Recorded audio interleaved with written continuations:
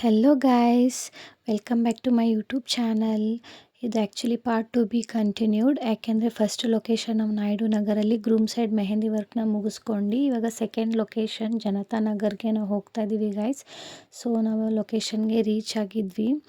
ಅಲ್ಲಿ around 20 to 25 members ನಾನ್ ಬ್ರೈಡಲ್ಸ್ಗೆ ನಾವು mehndi work ಮಾಡಬೇಕಿತ್ತು. ಸೊ ಅದಕ್ಕೆ ಇನ್ನೊಬ್ಬರು ಮೆಹಂದಿ ಆರ್ಟಿಸ್ಟ್ ಕೂಡ ನಮ್ಮ ಜೊತೆಲಿ ಜಾಯಿನ್ ಆಗಿದ್ದಾರೆ. ಆ್ಯಕ್ಚುಲಿ ಅವರು ಕೀರ್ತನ ಅಂತ.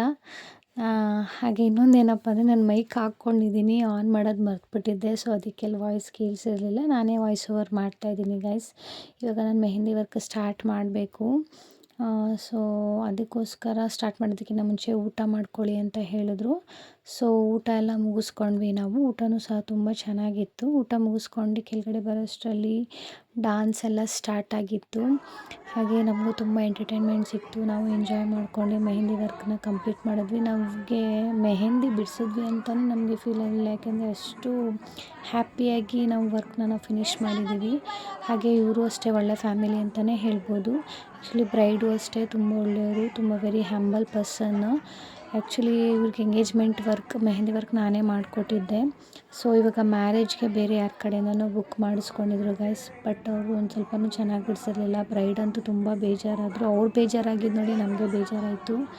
ನಾನು ಬ್ರೈಡ್ಸ್ಗೆಲ್ಲ ಹೇಳೋದೇನಪ್ಪ ಅಂದರೆ ಲೈಫಲ್ಲಿ ಒಂದೇ ಸಲ ಮದುವೆ ಆಗೋದು. ಮೇಕಪ್ ಆಗಿರ್ಬೋದು, ಮೆಹಂದಿ ಆಗಿರ್ಬೋದು, ವೆರಿಫೈ ಮಾಡ್ಕೊಂಡು ನೀವು ಬುಕ್ನ ಮಾಡ್ಕೊಳ್ಳಿ.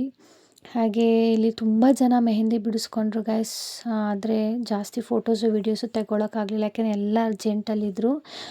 ಇರೋ ಅಷ್ಟು ಜನದ್ದು ನಾವು ಫೋಟೋಸು ವೀಡಿಯೋಸ್ ತೊಗೊಂಡಿದ್ವಿ ಗೈಸ್. ನಿಮಗೆ ನನ್ನ ಡಿಸೈನ್ಸು ಇಷ್ಟ ಆಗ್ತಿದ್ರೆ ಇದೇ ರೀತಿ ನನಗೆ ಸಪೋರ್ಟ್ ಮಾಡ್ತಾಯಿರಿ. ನನ್ನ ಯೂಟ್ಯೂಬ್ ಚಾನಲ್ನ ಸಬ್ಸ್ಕ್ರೈಬ್ ಮಾಡಿ, ಲೈಕ್ ಮಾಡಿ, ಕಾಮೆಂಟ್ ಮಾಡಿ, ಶೇರ್ ಮಾಡಿ guys. Bye, see you next vlog.